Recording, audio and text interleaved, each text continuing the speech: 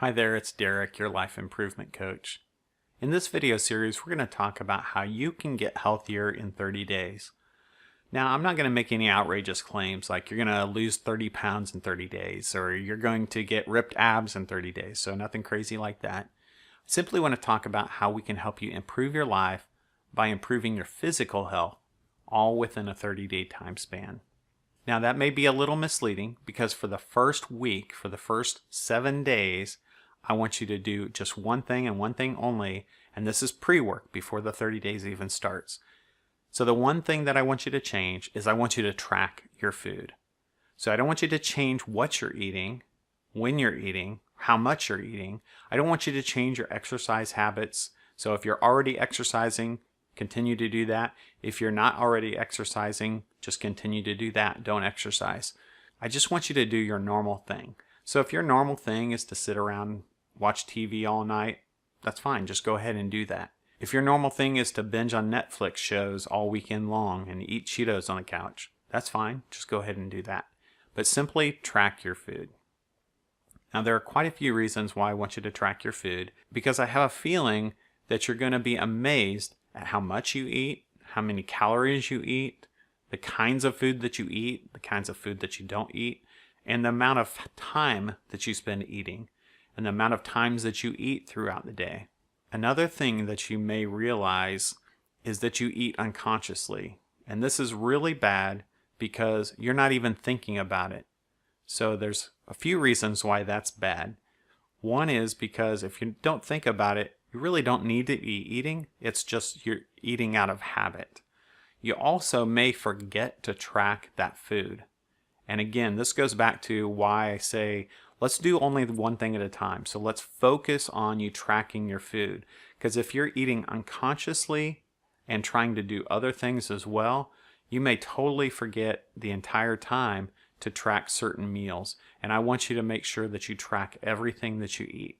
And finally, another thing, or another couple of things really, is you may be sabotaging your entire health plan if you eat unconsciously. And the portions that you may be eating may be huge and you may not even realize it. So when you track your food, I want you to include the amount of food that you're eating, of course the type of food that you're eating, and the calories of that food. Now there are a few ways to do this. One would be on a manual sheet. Another would be on your computer on a spreadsheet.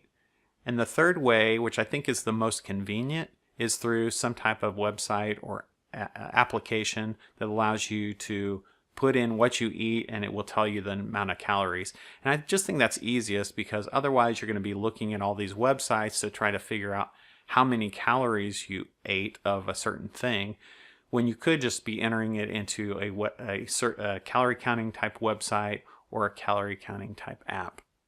So I'm going to show you MyFitnessPal and how you can track your calories, track what you eat in MyFitnessPal. So the first thing you want to do is sign into myfitnesspal.com. Now this is the website. As I mentioned, there's a smartphone app as well, both for Apple phones and also for Android style phones. And the good thing about using it on a smartphone, the app on the smartphone, is that you can enter it when you're there right in the restaurant if you happen to go out to eat.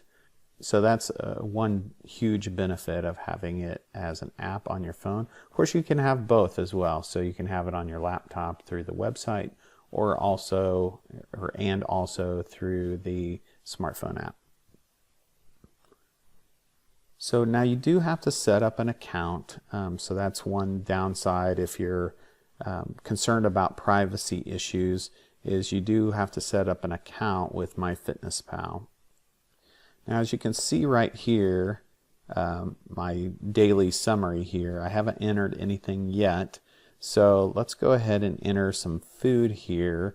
So for breakfast, let's just say I had some eggs, and you can enter this information in just about any fashion that you would like. So notice there's one egg scrambled, a cup. So that's kind of a strange measurement for scrambled eggs. So I tend to use things that make sense to me. So if I know I scrambled 2 eggs, in this case it's saying 199 calories, I just do a reasonability check. I know that an egg is about 70 calories. So scrambled eggs, because you have butter or some type of oil in the pan with it, oftentimes you're going to increase the calorie count. So I'm saying that's a reasonable amount. If you think it's unreasonable, where you didn't use any oil or butter or whatever, just go ahead and decrease the number of calories if you want. So here's one way to do that. So you notice it's 1 serving of 2 eggs. And what you can do is you can say, I had a serving of 1 egg, or you can actually change this number of servings here. If you wanted this to be 70 calories versus 100 calories per egg, what you could do is you say you had 0.7 servings, and you'll notice that when you add the food to the diary, it's going to tell you you had 139 calories, basically 140 calories. Now if you want to change that, then you'll want to click over here and delete that food and re-add it. Now you do want to make sure you put in good search terms. Now for lunch, I had a half of a Reuben sandwich. Actually, it's a pastrami sandwich. So let me just type in pastrami sandwich. I may not get a hit on this. It may just be pastrami. Oh, there you go. A generic pastrami sandwich. So let's say, yes, I had a half of a generic pastrami sandwich. So 0.5 servings of 1 sandwich, and you notice the drop down, there's nothing different here.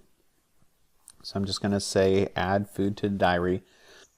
Now if I'd chosen the incorrect meal for this, notice that I can just say snack or whatever.